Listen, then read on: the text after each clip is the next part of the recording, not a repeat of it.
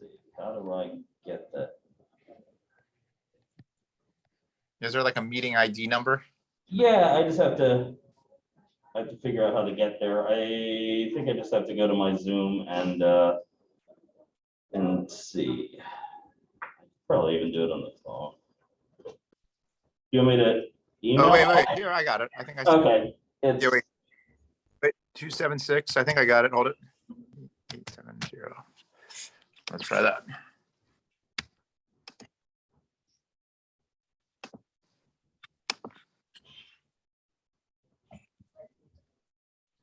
All right, I'm going to hang up here. all right, cool.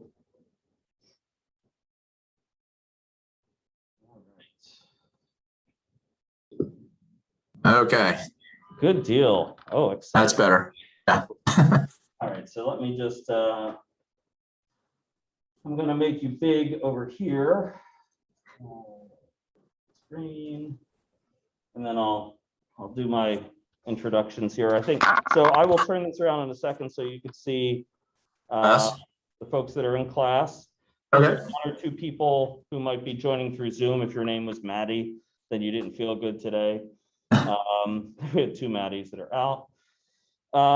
So anyway, for you guys, so the person we're talking to here is Andrew Newberg, Dr. Andrew Newberg, who is currently, let's see if I can get all my facts straight. You're with Jefferson in the integrated medicine, and you could correct me if I'm wrong on any of this, department at Jefferson. And I sent you the link, so hopefully you guys had a chance to take a look at some of his publications and some of the research that he's done. Really interesting stuff on spirituality and how it affects health. So that fits right into what we've been talking about in terms of the connection between mind and body and how there can be an actual tangible connection.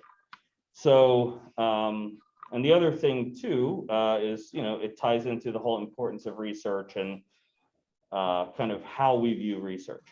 So then for you, Andy, we're about 4 classes in, and we've sort of covered the background of health psychology, and we've talked about the importance of research. We've also talked about the importance of being somewhat skeptical and making sure you are looking at your sources and whatnot. And we've kind of gotten into seeking treatment, adhering to treatment.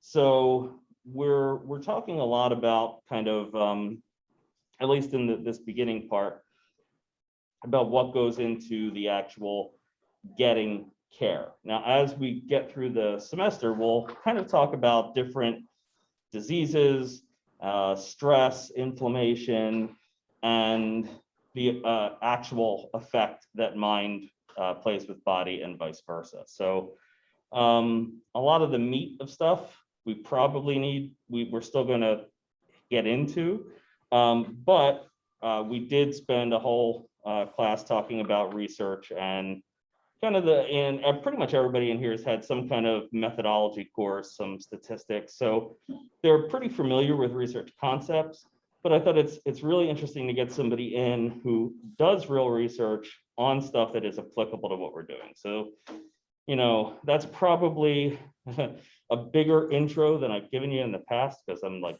got my stuff together. It's at least more. You didn't mention anything about my career in the SMHL. Okay, so Andy is also the league leading, lifetime leading scorer in the Saturday morning hockey league. So he's quite a prolific hockey player when he shows up. When he doesn't show up to games, we tend to lose in a very exorbitant fashion, like we did on Tuesday. I heard, saw that. So yes, yeah, we came close. I just want to make sure that they know my real credentials here. Yes, yeah. Well, and I'll have to see if I could pull up a picture before the class is over. So I think of our championship season. yeah, exactly. All Anyway, right, so I will all right, so turn this I'll, around and give it to you. Okay, and you guys can all hear me okay? All right, and now if I can I show slides? Yeah, yep, definitely. You Okay. can. All right, so hold on. Oh, I think you need to enable Oh, my allow ability you to to, share them. share. One second. This piece together here. Okay.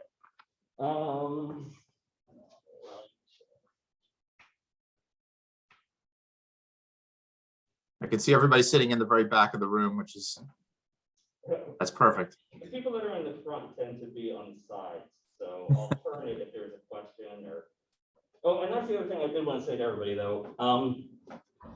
Use this time to ask questions and stuff. I know Andy will be able to kind of Yeah. just talk, but where you've got questions, it's really interesting stuff. So ask them. I mean, it's this is super casual, so this is a good place to actually be able to ask interesting questions of somebody who's very accomplished. This might be the closest that we get to famous this semester.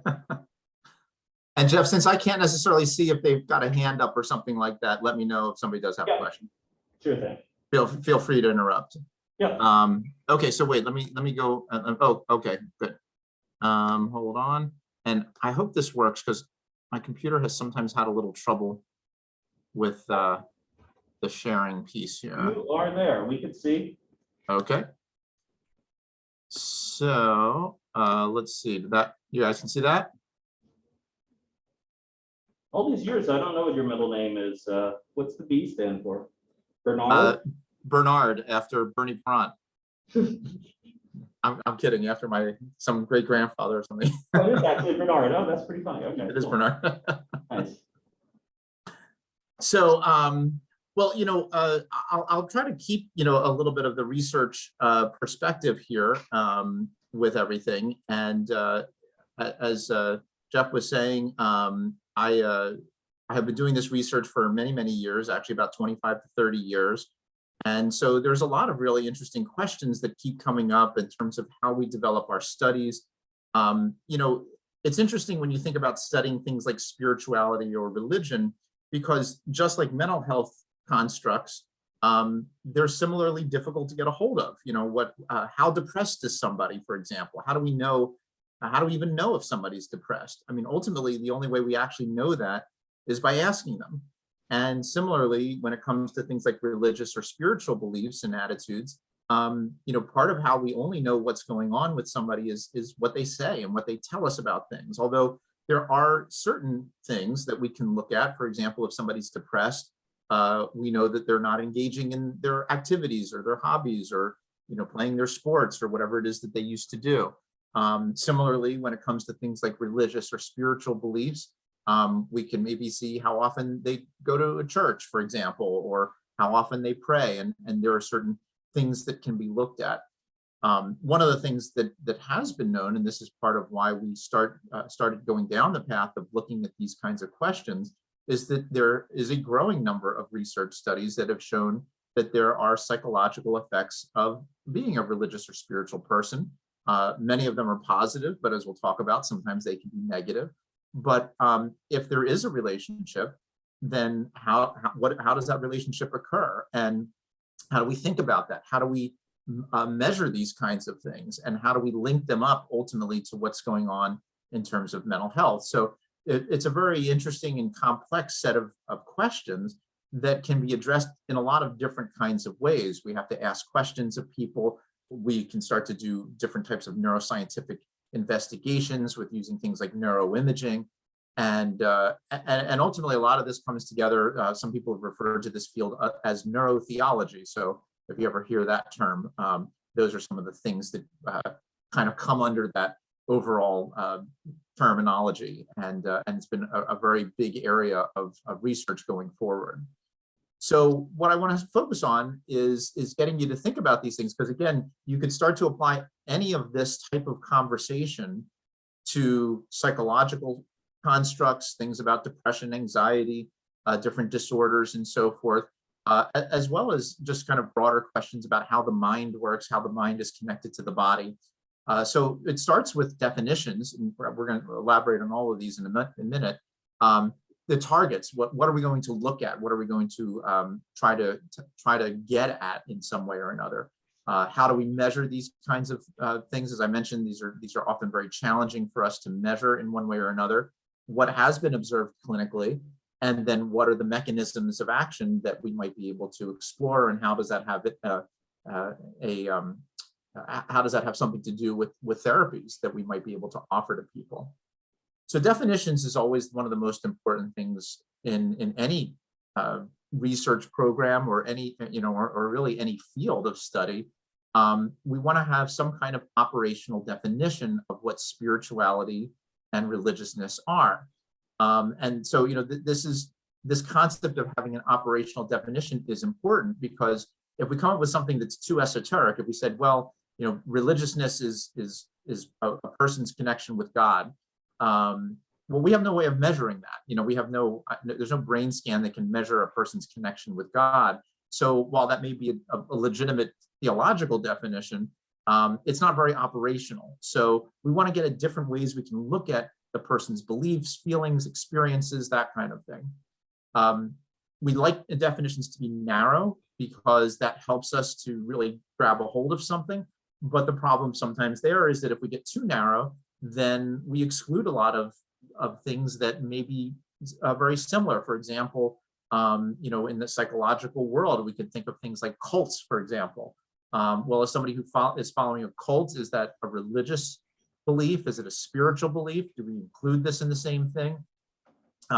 We might wind up excluding a lot of people who have different beliefs, which are not necessarily those that fall under the sort of the monotheistic traditions like Christianity, Judaism, or Islam.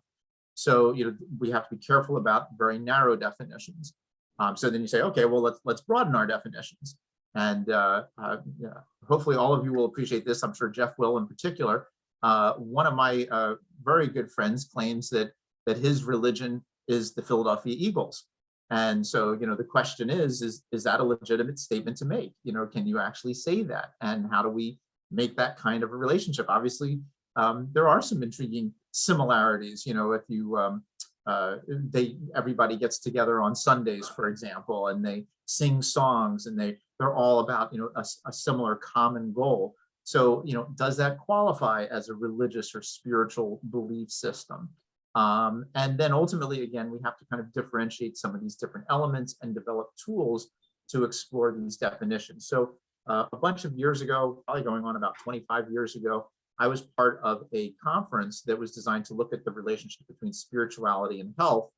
And this group of about 80 researchers, including a lot of very big name NIH researchers, came up with these two definitions. And I'm just throwing these out here. I don't necessarily think that these are the best definitions, but they're intriguing, and they certainly are a good starting point. So they developed what they referred to as the criteria for spirituality as the subjective feelings, thoughts, experiences, and behaviors that arise from a search or quest for the sacred. And then they defined search and sacred in fairly broad terms. So search was an attempt to identify, articulate, maintain, or transform. And sacred basically referred to whatever an individual perhaps perceived as God, divine being, ultimate reality, or something along those lines. And then they developed the criteria for religiousness as including the criteria for spirituality and or a search for non-sacred goals. So, there are a number of people who may participate in a religious group because this is what they, they like being connected with that group.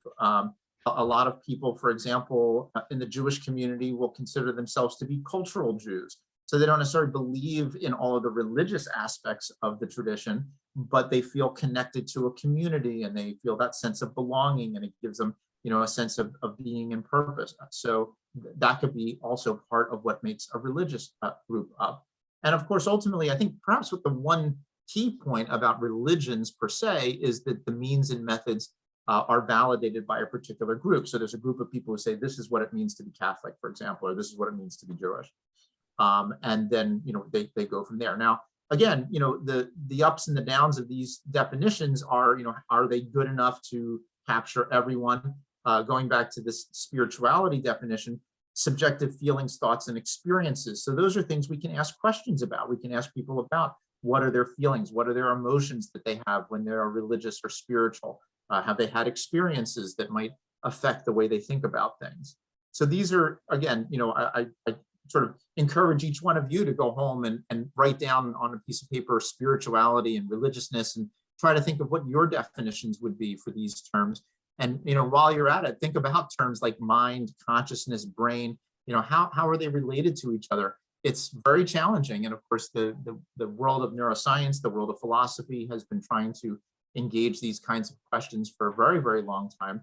And just coming up with the definitions is important for us in terms of how we proceed going forward, in terms of the research as well as the clinical work that we might do. And So, I don't want to derail you. Yeah, go ahead, please. Derail away. Actually, one of the things that it kind of made me think of was the work by Csikszentmihalyi on flow, and I'm wondering whether that kind of takes a parallel course to the whole spirituality thing, if flow can be considered that. And for you guys who might not have never heard of this, flow is kind of this idea of, if you imagine something that you are completely engrossed in to the point where you almost don't recognize anything else that's going on around you, that you are wholly taken in by it. So like there are some athletes that will consider kind of when they're playing, everything else goes away. They are in a state of flow, or musicians. Like a lot of times it's something that they have a particular passion about. So, when hearing you talk about, I guess, more the religiosity rather than the spirituality, it kind of reminded me of that. So just wanted to... Jeff, you get into those flow states all the time when we play, right? I used to. Maybe. No, actually, but so I've been working with some really interesting people. There's a guy named Stephen Kotler, who's actually a New York Times bestselling author, and he and I have been talking at some length about that very point that you make. Athletes who are in the zone, and athletes who do really like extreme sports. He's done a lot of surfing and people who do rock climbing and things like that. Very, very intense sports that do have these kind of spiritual flow kind of experiences, and there's definitely an overlap to all of them. So yeah, I mean, that's a really good point, and definitely something for us to look at. And then again, part of what we're doing in our research is comparing these different kinds of experiences. So is there a difference between going surfing versus being in church versus intense meditation versus dance versus all these versus creative art, music, all of these things have that potential for creating these kinds of experiences. So absolutely. And there's been some neuroscience studies that allow you to do that. And again, some things are easier to target than others. So that's part of what drives the research, as well as trying to understand what's going on clinically with people. And so, how good is sports, for example, at relieving anxiety and depression? How good is music for relieving it? And of course, people have developed a lot of different approaches that seek to find the best way of bringing those different elements together to help people. So, whether it's music therapy, art therapy, meditation-based practices, all of them can be potentially very helpful.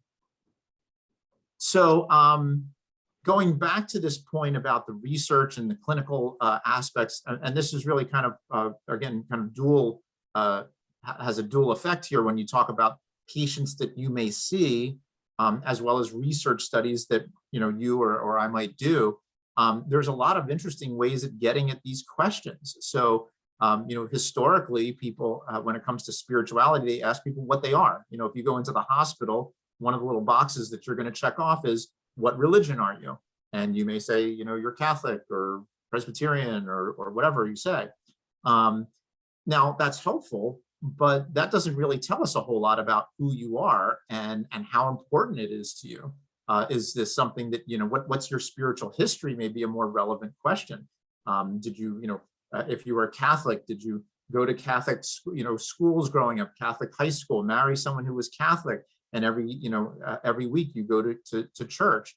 Or were you someone who was raised, with no particular religious tradition? Maybe you got into your 20s or 30s and you got married, and you married someone who was Catholic, and you said, okay, I'll go over to the Catholicism perspective. So now both of those people, if you ask them today, what are you? They may say that I'm Catholic, but they could be very different kinds of Catholic, and their histories could be very different. We also have to ask about how people participate in their traditions. And again, this is something even for each one of you to think about. Do you like to go out and engage whatever your beliefs are in a very social way? Going to a church, engaging in different activities that are part of a church or synagogue or something like that.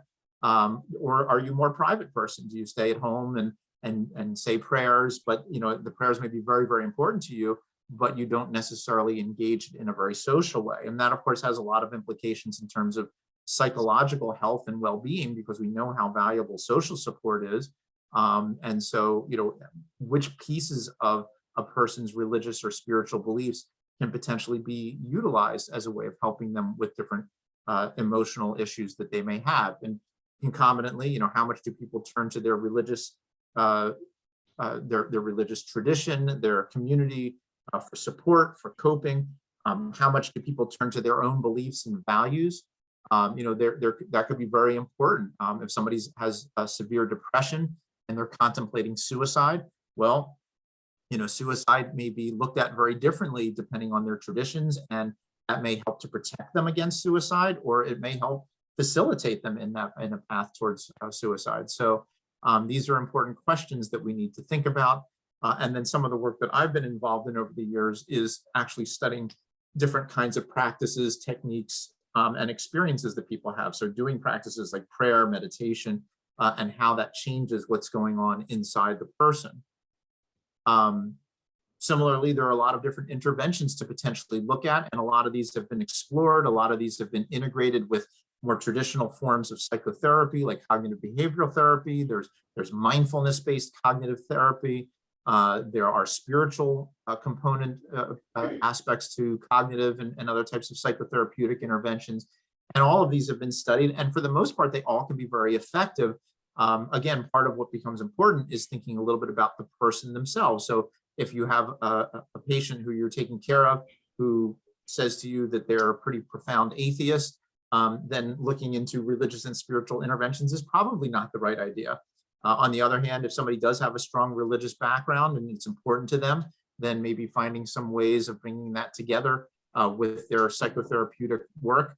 Sometimes people actually, get angry at God or sort of turn against God, or feel that God has turned against them as part of whatever is going on with them in terms of their mental health. And so, even going in and trying to work with them through that religious process could be equally as important as helping them psychologically. So I got a lot of very interesting issues for us to think about. Now, one of the things that I get very intrigued by is the measurement of religious and spiritual beliefs. How do we actually do that? And this, again, it has certainly very important research implications, but also practical applications in terms of clinical. How do you ask a client what's going on with them in terms of their religious and spiritual beliefs? And so, do you want to just ask them what they are? Do you want to ask them how they make decisions based on their, or do they make decisions based on their religious beliefs and attitudes? How often do they do different practices? How often do they go to church? How often do they pray? And ultimately, how important are these beliefs for them? And there are a couple of, my dog's barking there. There are a couple of hundred different scales that have been developed over the years. And there's a really good book, if any of you are interested, called Measures of Religiosity. It's about 20 years old now, but it has about 130 some odd scales that have been tested for reliability and validity to make sure that they are measuring what they say to measure, and they are measuring a whole variety of different aspects of religious and spiritual beliefs and attitudes.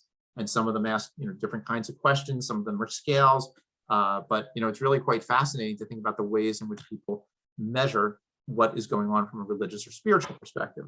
Now, my work and a lot of my background has been using neuroimaging as a way of studying different psychological states, psychological problems. We've done brain imaging studies of depression, anxiety, schizophrenia, head injury, chronic pain, chronic fatigue, and so forth. And we look at the different parts of the brain and how they work. And of course, we're also looking at what's going on when they're not working properly. So, to be a little overly simplistic, but I'm assuming that most of you have had some background in knowing a little bit about how the brain works. Looking at this as sort of a side view of the brain, the frontal lobes, very important in our concentration and attention and also regulation of emotions. The temporal lobes along the side of our brain are involved in a lot of verbal and conceptual processes, particularly where it joins the parietal lobe. The temporal lobe also is where the limbic system is housed. So structures like the amygdala and the hippocampus that regulate a lot of our emotional processes are in the temporal lobe. The parietal lobe is involved more towards the back of the brain, is involved in a lot of visual spatial processing and sort of the spatial representation of the self. And so we start to think about, well, what's going on when people are doing something religiously or spiritually? We did a study, for example, of people looking at religious symbols, at visual objects. And then we looked at the occipital lobe, for example, and tried to see, how do people visualize these different objects when you're looking at an image of God or a cross or a star or whatever. How does that affect the way your brain is processing information? Just as one example. And again, the limbic system with structures like the amygdala and the hippocampus and hypothalamus that regulate a lot of our emotional processes, as well as ultimately through the hypothalamus in particular, connect to the body. So this gets back to what Jeff was saying at the beginning about the relationship between the brain and body. So when you feel anxiety, your hypothalamus helps you to activate your autonomic nervous system. Your sympathetic fight or flight response turns on, and you start to feel, your heart beating and your blood pressure going up and so forth. Or on the other hand, when you're engaged, for example, in a deep prayer practice, then you might get very calm and your heart rate slows down and your respiratory rate slows down and your parasympathetic system turns on and enables your whole body to kind of relax itself. So these are the kinds of things that you have an opportunity to begin to look at. So here's a very weird looking brain scan. We were really lucky to be able to do this particular study. So this is an interesting study that we did looking at the dopamine areas of the brain. So now we're not even just looking at areas of the brain, but we're looking at the neurotransmitters, the chemicals that are there that are very involved in a lot of our cognitive and emotional experiential processing. So the scans on the left, the two scans on the left are looking at the top is the dopamine areas, the bottom is actually the serotonin areas. And we scan people before and after going through a very intensive meditation spiritual retreat. It was actually based on the spiritual exercises of St. Ignatius, who was the founder of the Jesuit movement in Christianity. And so there's a lot of self-reflection, a lot of meditation, a lot of prayer over a 1 week period. And we inject this a radioactive tracer into their body that gets up into their brain that binds to these dopamine and serotonin areas of the brain so we can see what's going on. And this is actually something called the dopamine transporter. So this is actually the site of action of one of the well-known recreational drugs, cocaine. So cocaine goes and it blocks the dopamine transporter, which causes a flood of dopamine in the brain. And that's what causes the euphoria, the high that people get from taking cocaine. So what you see here actually is a shift in how the dopamine transporter is working. You can see that these red areas, which are the more active, are sort of brighter in the pre-retreat than they are in the post-retreat. So what that means is that there's less of this dopamine transporter around, and it's kind of like a functional change similar to what happens when you take cocaine. And we think that what this is basically doing is predisposing this individual to having very intense euphoric kinds of experiences, particularly like mystical experiences, which is what can sometimes happen from these very immersive, very intense spiritual programs. Similarly, the serotonin system has the same kind of an effect. So it's sensitizing the brain to these neurotransmitters.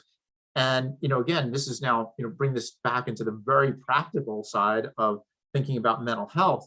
Well, the dopamine system is part of the reward system of the brain. And so when people don't have enough dopamine, they don't feel very happy. And that's exactly what happens in people with depression. Interestingly, there's a very strong correlation, for example, between people with Parkinson's disease who don't have dopamine in they've lost their dopamine neurons and developing depression. Completely different than, for example, Alzheimer's disease, which is also a neurodegenerative disease, but doesn't affect the dopamine systems per se. So this helps us to see that, well, maybe if you do a practice that affects the dopamine system, maybe that's part of what can help you overcome a feeling, feelings of depression, for example. And perhaps even more importantly, the serotonin system is also affected. And of course, the serotonin system is the target of a lot of the antidepressant drugs like the SSRIs, like Prozac and Zoloft, for example, and also the target of a whole new area of research being done right now using psychedelic drugs like LSD and psilocybin, which actually directly affect the serotonin system. So it's kind of interesting to see that doing something that's quote unquote more natural, like a meditation retreat, actually changes the way your dopamine and your serotonin systems work. But maybe this has a lot to do with how people actually have different religious and spiritual experiences. And this ultimately connects to what's going on in terms of their clinical feelings and how they may, there's been some really interesting research so far that shows that even 1 or 2 doses of psilocybin can dramatically improve depression in patients. And there's a lot of emphasis on research right now looking at the use of these psychedelics as a way of treating people with major depression and anxiety and so forth and various traumas. In fact, one of the things that's also been an interesting little tidbit that they have found is that when people report that the experience with the psilocybin has a distinctively spiritual context to it, those tend to be the people who have the greatest response clinically in terms of depression. So again, we're starting to see how all these different things kind of weave together here. Are these just in the moment things, or, Yeah. but do they like boost your dopamine and serotonin levels for any like prolonged period of time? Yeah, so great question. So our studies have actually looked at both. This particular study is baseline brain function. So this is not actually while meditating or praying. Oh, this okay. is actually where they are at rest. Some of the other scans, and hopefully I'll have a chance to get to a few others, show what's going on in the moment. There was one study that I'm aware of at least that showed that there was a release of dopamine when people were doing a meditation-based practice. But there have been very few neurotransmitter studies with different types of meditation practices. In fact, one other one, which is interesting, somebody did a magnetic resonance spectroscopy study. So that uses MRI to look at the amount of different molecules. And they found that that meditation practices in the moment caused a release of GABA. And for most of you may know that GABA is the main area where the anti-anxiety medications go. So drugs like like Xanax and oh gosh, I'm blanking on the name. Valium, Valium, thank you. Where Valium and Xanax and so forth, they work at the GABA receptors. So the fact that here you have a meditation study that showed a release of GABA may have a lot to do with the reduction in anxiety that people experience during meditation practices. So there's a lot of really interesting possibilities going forward, not only just looking at the purely clinical effect, but what's going on physiologically as well. So in fact, actually, let me go, since you asked that, I'm just going to jump ahead here. So these are a couple of scans that so these look a little different now. These are scans that are not looking at neurotransmitters, but are looking at changes in blood flow. And the brain basically works in a nice way that the more you use a particular part of the brain, the more blood flow it gets. And so, for example, when people have depression, their blood flow goes way down because their brain is just not operating very much. And then when people get very anxious and excited, their blood flow goes up in the brain. So we use different parts of our brain. You want there to be a nice balance where certain parts of the brain turn on and turn off. And so this was a scan that we did of somebody doing a prayer practice, and where the 2 arrows are pointing, one is in the frontal lobe, the other is along the side of the brain in that sort of temporoparietal region where the language and conceptual areas are. So this is the baseline scan. This is what their brain was just doing at rest. And then the next scan is what was going on when they were actually in prayer. So this is the active act of praying. So they activated their frontal lobes and they activated their language area. So that makes a lot of sense. So just on a very basic level, when you're doing prayer, you're saying something. You're usually it's some kind of verbal practice that you're repeating over and over, or saying or repeating out loud, or even if you're just having conversational prayer. But you're also concentrating on it, and so your frontal lobes go up. And of course, again, your frontal lobes are involved in helping you to concentrate and focus attention. But they also are connected to the limbic system and kind of balance out our emotional reactions. So the fact that the frontal lobes turn on during these practices is actually pretty important. And I'll show you one other scan in a few moments about how this actually causes changes in the brain long term as well. This is also that same individual. This is their resting scan, and where the arrow is now pointing is in the parietal lobes, that spatial area of the brain. And you can see that the whole brain here is kind of in this red coloring, which is kind of equivalent amount of blood flow. But during the prayer practice, their blood flow starts to quiet down. It's almost all in yellows. And this is an area of our brain that, as I mentioned, kind of helps us to construct our three-dimensional representation of ourself.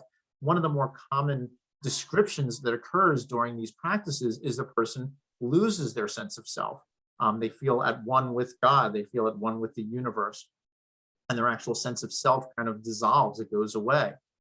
So the fact that this is going on in the area of the brain that helps us to establish our sense of self may tell us something about, again, what's going on during these practices and how they affect us. And let me show you this set of scans, because this goes also back to, Jeff, your question a few moments ago. So this was a study that we did of a practice called Kirtan Kriya meditation, which is a mantra-based practice. You repeat certain sounds over and over again. And what we did was we took individuals who had never done meditation before. We scanned their brain at baseline, which is the A scan. Then we taught them how to do this very simple meditation practice. They did the practice and we scanned them a second time. That's the B scan. Then we sent them home for 8 weeks where they did the practice every day for a week. And we brought them back, and then that's their new resting state, so to speak, is their C scan, and the D scan is the final meditation practice. So a couple of important points here. Where the arrows are pointing is a very central structure called the thalamus, which we haven't really talked about, but as you can see, it is a very central structure. It connects different parts of the brain to each other. And also is very involved in bringing in sensory information into the brain itself, especially auditory and visual. So you can see in the A scan, there's a bit of an asymmetry. One side is more active than the other. But when the person comes back in their same resting state now, there's been a shift of activity in their thalamus. And in fact, in the D scan, when they're doing the meditation for the very last time, you can see it shifts even more. So by doing this practice over time, you're actually changing the way the person's brain operates. And some people have argued that the thalamus, because of its central functions and its ability to modulate a lot of activity in the brain, may really be at the very heart of, at the very least, how we sort of perceive reality. It may have something to do with consciousness itself. So the fact that you can affect this with doing this sort of 12-minute a day practice for a very short period of time over a couple, 8 weeks, is really pretty profound. And you can imagine what's going on then in somebody who's been religious or spiritual for their entire lives. The other area of the brain is up towards the frontal lobe again. And I'm not sure if you can see my arrow, but at the sort of top of the brain scan, in the A scan, it's mostly all in yellows, but in the C scan, there's a little bit more red that's going on there in that frontal lobe area. And that theoretically means that the frontal lobes are more functional. And so you're able to concentrate better, you're able to regulate your emotions better. And it's also consistent with the other group of studies that have found that long-term meditators actually have thicker frontal lobes than non-meditators. And it's kind of the analogy of a muscle, basically, that meditation is kind of like an exercise for your brain, and it literally makes your brain thicker. And as our brain scan studies show, it actually makes your brain more functionally effective. And so these are the kinds of changes that we are able to see by doing these kinds of scans. So let me just go back here. I want to touch on a couple of quick things here. I've been mentioning that there's a lot of positive effects of spirituality in terms of protecting us against depression, anxiety. One of my colleagues at Columbia University, a woman named Lisa Miller, has done a lot of great work with adolescents in the inner city in New York, and found that those who are more religious and spiritual are really protected against depression, anxiety, suicide. So, again, there's an opportunity there to turn to various religious communities and programs as a way of trying to help people with different psychological issues and problems. Meditation and various practices have been associated with reductions in anxiety and depression directly. So, these are the kinds of things that we have an opportunity to look for. Now, again, I touched on this briefly, but let me just spend a few more minutes on this. All is not rosy, and there are times when religious or spiritual beliefs can become problematic for people. Sometimes, maybe somebody feels like, the world isn't going very well, and they feel that, well, they lived a kind of amoral life or immoral life, and God's punishing them. And so if somebody's being punished by God, then they're not as willing to do treatments that they may need or take medications that may be helpful for them. Even people who have positive experiences, somebody may have had a near-death experience or some very powerful spiritual experience, but then when they go and talk to their friends and their family, they get kind of a little bit of they're there, or yeah, that was just when you were crazy or something like that. And so, sometimes it can be a challenge for them to integrate a very positive experience into their existing belief system or into the way that they interact with their friends and family socially. And you can develop what's called religious struggle. And when that happens, you actually get the opposite. You get an increase of anxiety and depression. And that could be something that we also may potentially need to look at. And finally, there are, as I mentioned earlier on, things like cults or, certainly when people kill in the name of God, for example, as part of a terrorist organization. These are, very destructive, very problematic behaviors, both for the individual as well as for society at large. And I think, doing this kind of neurotheological work hopefully will give us an opportunity to find ways of kind of redirecting people into more positive ways of thinking about these things.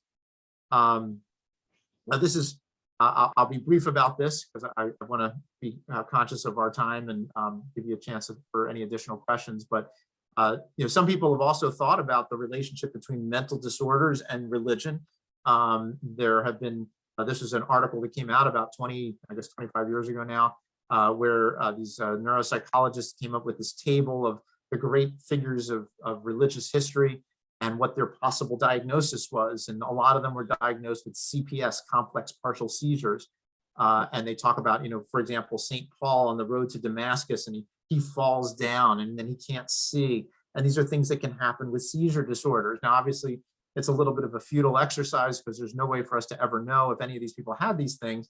But there's also this problematic issue of it sort of, over pathologizes religion and spirituality. And so people have made that argument. There's a very famous book by a well-known atheist named Richard Dawkins called The God Delusion, where he's basically promulgating the idea that everyone who's religious is delusional. Is that an okay way to think about things? It has to do with how we define various terms, as we talked about at the beginning.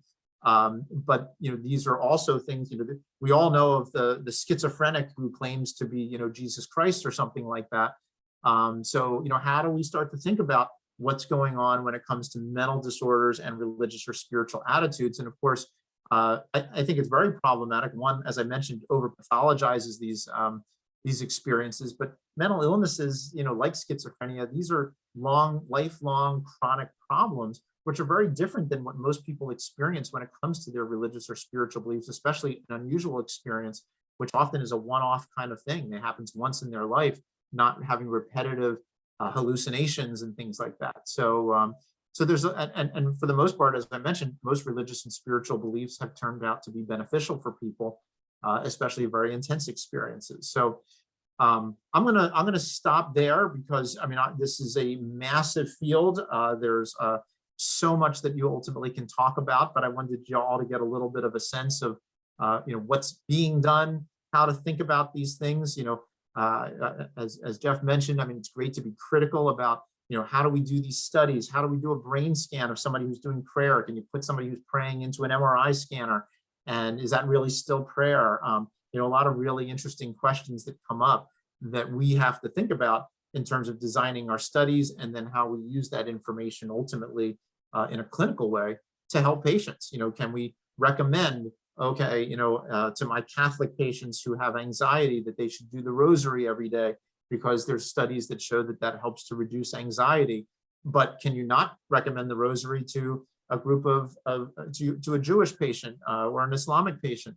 who has the same level of anxiety because they don't know what the rosary is. So now you've got to find, a comparable kind of practice that might be useful for them. So all kinds of fascinating questions, and really, really, there's just so much exciting work that has been done over the last 20, 30 years. And it just seems to be growing, especially now with the psychedelic work. So a lot of stuff happening, and I'll leave it there. And if you guys have any questions, I'll be happy to try to address them. What do you think, guys? What thoughts do you have? What questions?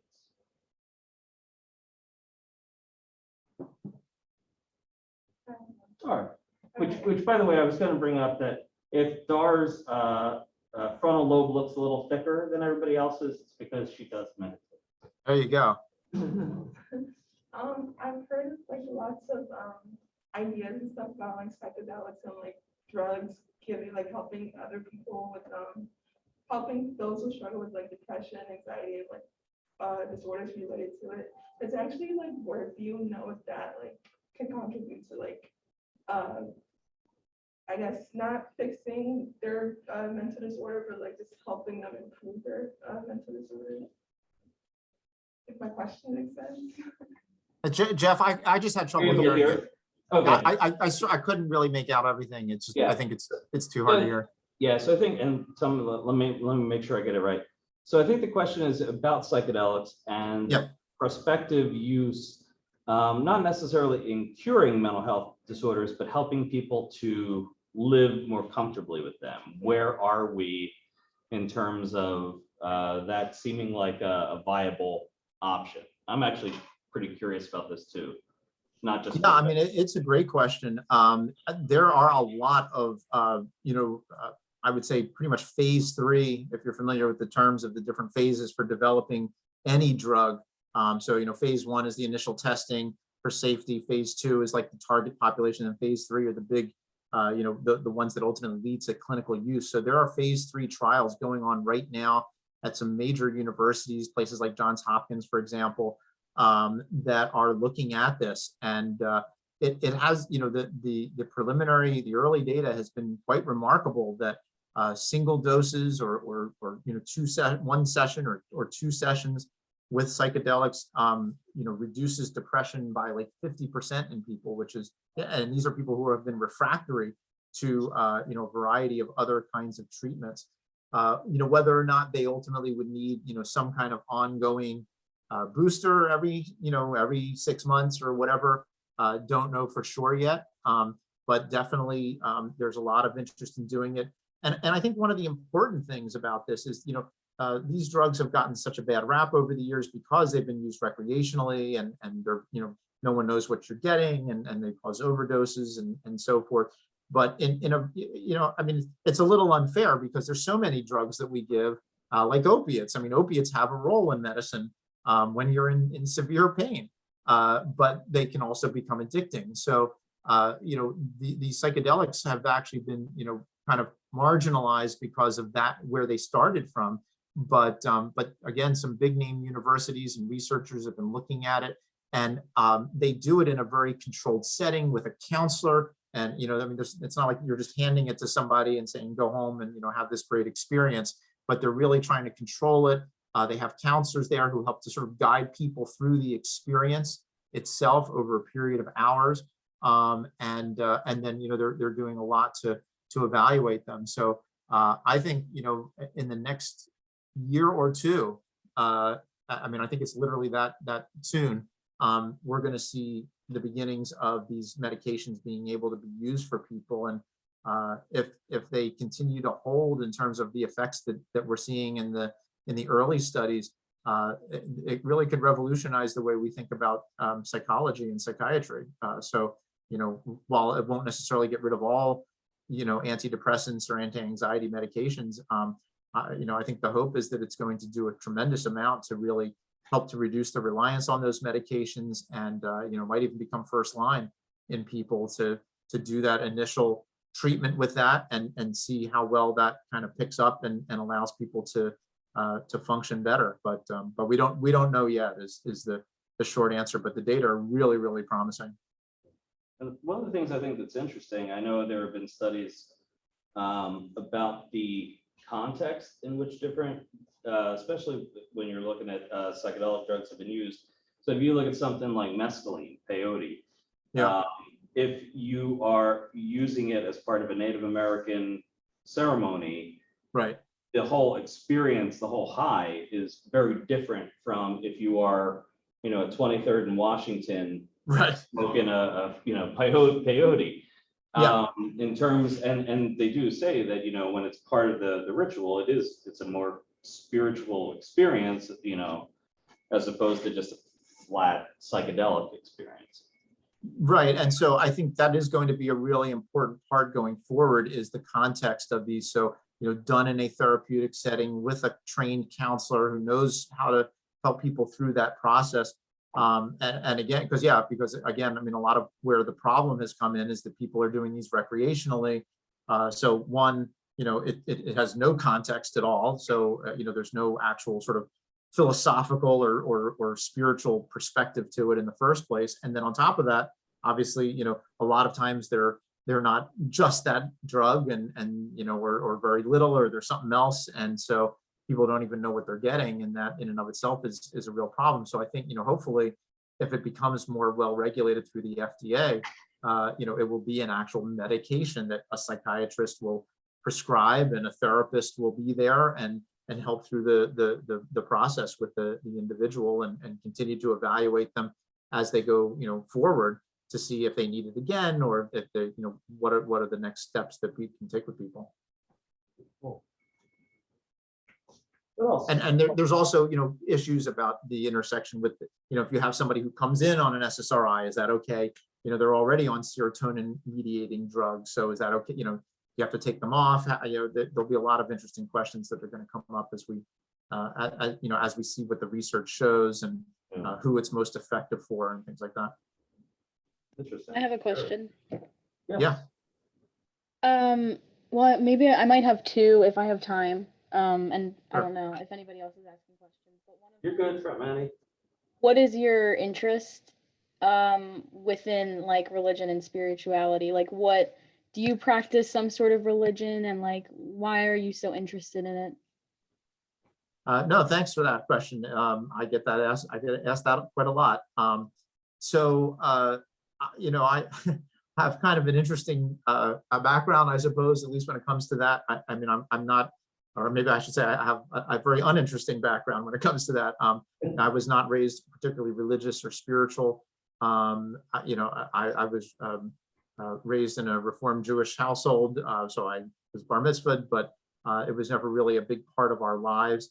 It really stemmed out of a very fundamental question that I always had about the nature of reality. I think I was sort of upset or disturbed, I don't know what the right word is, that, why are there different religions? I mean, if we're all looking at the same world, why are we coming away with very different perspectives on that world? And of course, in today's society, with differences between Republicans and Democrats, and people of different religious traditions and different countries, and so the question just kind of keeps expanding on itself. That why are we, if we're all looking at the same United States, why are there Republicans and Democrats? Why are there people who have different perspectives? And so in my early investigations into that kind of a question, I started with the brain and how our brain processes information and helps us to make develop our beliefs.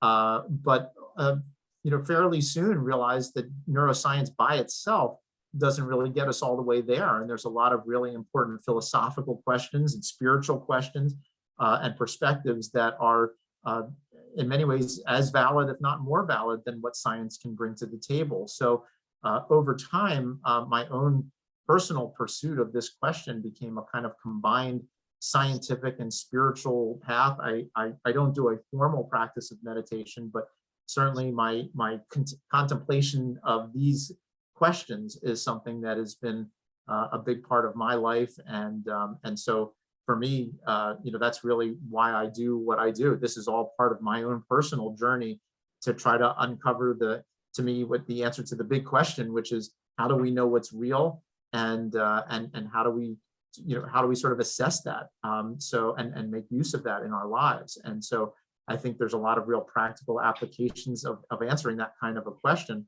But it's fascinating. I mean, I've written several different books on the topics, and one of them was called Why We Believe What We Believe, and talked about the social influences and the biological influences and our experiences. And it's certainly not a surprise that we do all come to different conclusions. In fact, I always like to say, if there's 7 billion people in the world, then there's 7 billion different religions, there's 7 billion different political parties, because every one of us is unique, and every one of us has the upbringing from our parents or the people who raised us, the different friends that we may have come in contact with, the various issues, problems, traumas that we've all faced. And some people have gone through life relatively unscathed. Other people have had all kinds of issues and problems that they've had to deal with.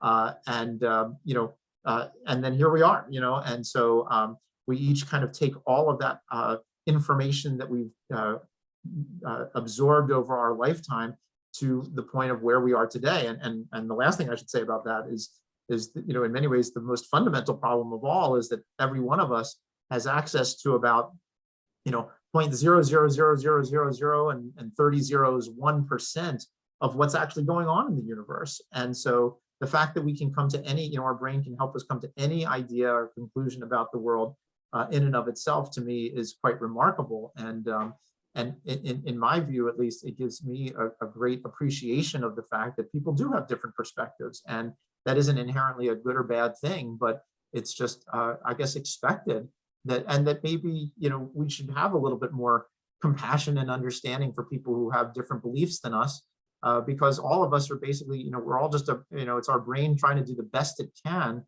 with an incredibly limited amount of information, with a lot of flaws and inabilities to do, all of our brains make all kinds of mistakes, and the brain never bothers to tell you when it's made a mistake. I mean, how many times have you thought you heard something that you didn't, or you thought somebody said something that they didn't?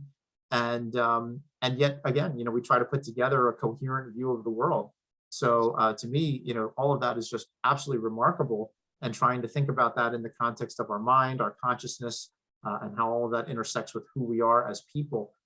That to me is the real goal of this research. And so that's what I keep doing, why I keep doing what I do, which is to help us understand who we are as human beings, hopefully find ways of trying to bring people together instead of separate them, and help us to be understanding and compassionate of those people who think differently than we do. And I know that's an overly optimistic and idealistic perspective, but I think it's worth it, and hope that this work will bring that to the world. What's that? No, I said it's got to start somewhere. You got to start somewhere, and honestly, I mean, it's been very exciting to me. I mean, one of the things that I love that happens to me is I get people reaching out to me from all over the world, and from Asia, Africa, the Middle East, all different religious backgrounds, Christian, Islam, different spiritual traditions. And I love hearing from people and what they're trying to do, and how they're trying to sort of engage the world and help people. And so, it's very exciting to be able to see how we can use this information effectively. So Maddie, do you have a quick second question? Yes, I do. Thank you for answering that. I just like to hear people's perspectives on things, because it's just interesting, and it helps me form my own opinions, just kind of like what you were talking about. So my second question is, could you elaborate more on how religion and spirituality positively impact mental health, like anxiety and depression?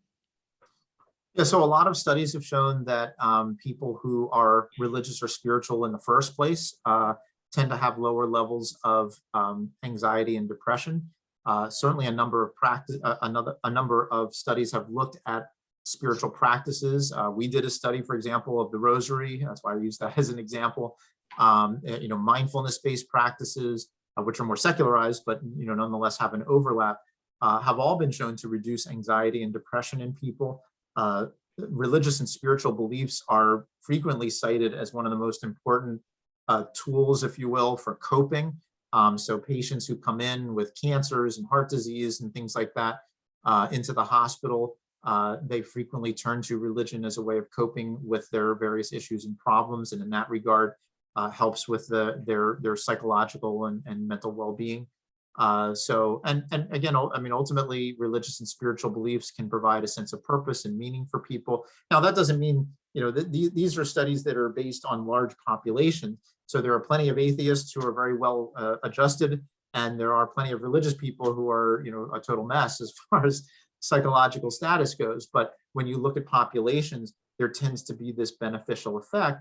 And then the question is, how do we help people? How do we help everybody find that sort of, at the very least, that spiritual part of themselves? I talk to a lot of atheist groups, for example, and we have conversations about, well, look, I mean, obviously you don't believe in God, but you love music, you love nature, you love hiking, you love being by the ocean, being in the mountains, being creative. So engage those spiritual sides of yourself and help you to feel that sense of connectedness to you, the core of your own being, as well as a connectedness to the larger world out there. And so those are the kinds of general effects. I mean, again, there's some great books. There's like a handbook on religion and mental health by a guy named Harold Koenig, who's a good friend and colleague down at Duke. So there's some wonderful texts that have really explored this. And not to tout my own work, but we wrote a couple of books, How God Changes Your Brain, for example, which talks a lot about the research studies that are out there and how these practices and these traditions can be beneficial.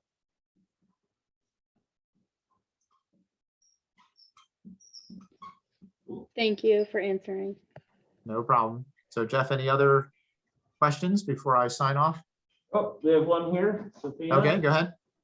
Yeah, so this goes off Maddie's question, like, do you think that this type of like work or like religious work can be used for people who like experience religious trauma?